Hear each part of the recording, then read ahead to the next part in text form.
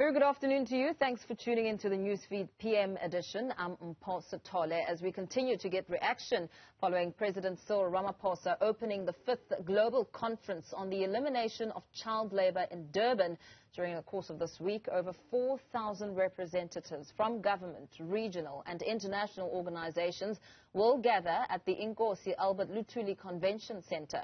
The United Nations has called for all forms of child labor, slavery and trafficking to be abolished by the year 2030. For more on this, I'm joined by Teddy Bear Foundation Director, Dr. Shaheda Omar. Dr. Omar, good afternoon to you. Thank you so much for your time. We listened to President Cyril Ramaphosa in his address speak about the effects of worsening poverty, saying that 8.9 million children are expected to be engaged in child labor by the end of 2022. Some really shocking, breakdown of numbers. Indeed, and I think, we only have 3 years left to achieve the goal of the elimination of all child labor, that is by 2025 in terms of the Sustainable Development Goals, the objective of target 8.7, and we've got another 8 years towards eliminating forced child labor. However, I think we have to factor in that with COVID-19, we are facing a very dire situation because people have not recovered. In fact, it has impacted on the lives of many households across the world, not only in the continent of Africa and all the regions that we speak to. And if we just look at the statistics, we have 160 million children, and children have been hardest hit by the multiple effects of COVID-19 pandemic. And I think what are the effects that we are looking at? Firstly, the health situation, education, the economic progress, which has actually faltered and has really impacted negatively on many households because of loss of employment, loss of household income, children dropping out of school, and even in terms of any educational opportunities and social development. So I think this is a huge, huge challenge and a battle that we are facing. And we also need to realize that children are actually the most vulnerable because in terms of cross-border trafficking, child labor, children are forced to go out into the labor fields, labor market to support the survival of their families. And of course, it's wonderful to see that ILO is involved, the World Development Bank, UNICEF, but this is a systemic approach. We need everybody on board to leave no child behind in terms of child trafficking, because we are finding more and more children working on the fields, working in your restaurants, working as domestic servants. I think this is a harsh reality, and more children being deprived of an opportunity for an equal education. As you make mention of working as domestic workers, it was one of the talking points that the President singled out to say that we should also, while considering children, boy or girl, but also pay a lot of attention to the girl child who is a lot more vulnerable when it comes to being exploited in many spaces. Indeed. And if we just go to the rural areas and if we go to the agricultural industries and farming in particular, we are finding more and more children and even your female child working as a domestic servant, but also working in the farms. And unfortunately, those are many of the children that are not brought to the attention of welfare, brought to the attention of the authorities. And this is something that, as I said, in terms of this being a systemic problem, we need to look wider. We need to look, it's not a linear causal effect. One has to look on different levels, the economic growth, the opportunities, and of course, equal educational opportunities as well. Because if we look at education and we look at what COVID has resulted in, where so many children have been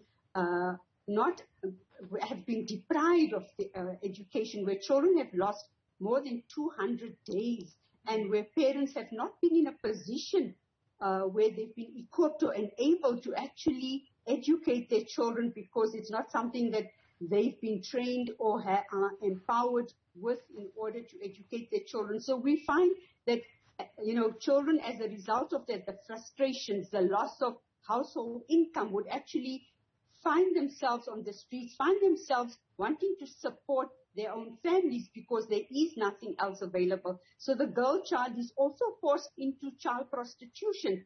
We've seen many children in Gauteng province where children are being actually taken by their family members into areas risky sexual exploitation, where these are young children under the age of 16, going out at night, being taken by family members or friends and brought back late at night. So the sexual exploitation of female children is also very high, and it is a huge risk factor that we need to consider very strongly. As you speak about that very concerning challenge, young children sacrificing their own future, their own progress to advance the interests of their families, let's talk about some of the psychological damage and what this means overall to individuals within society feeling that they've been robbed of their childhood. You've described it so beautifully. A child not being allowed to play, a child not being allowed to thrive, grow and develop, and actually engage in fun, laughter, play activities that come naturally to children. So these children have been awakened to programs they're not yet ready for. They assume adulthood, they assume responsibility, they also experience a lot of trauma, a lot of pain, and a lot of wounding, which cannot be healed.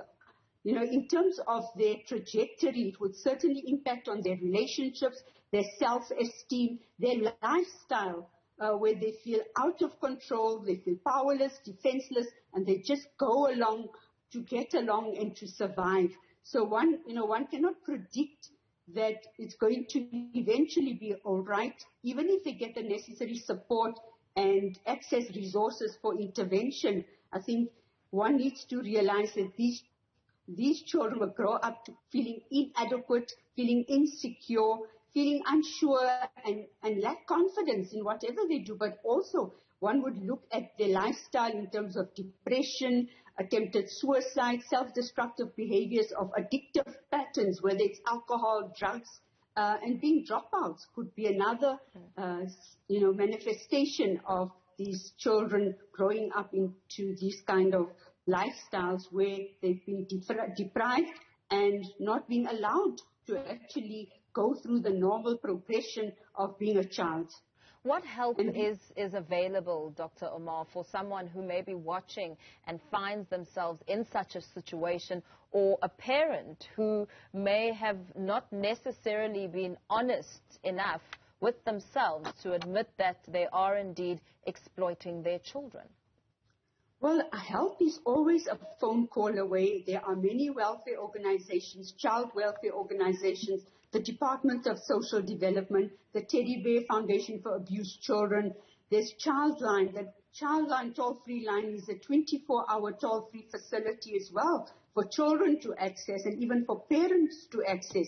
And even if we look at cases of domestic violence, the Command Center for Gender-Based Violence is also a 24-hour facility. So I feel that people, children, parents out there, if you are in a similar predicament or you feel that, you are desperate, there are these facilities. Please reach out because help is available. And if we look at the Department of Social Development in terms of relief grants, child support grants, these are opportunities and platforms that can enable children and families to continue to thrive and receive necessary support and intervention through this very difficult and challenging period.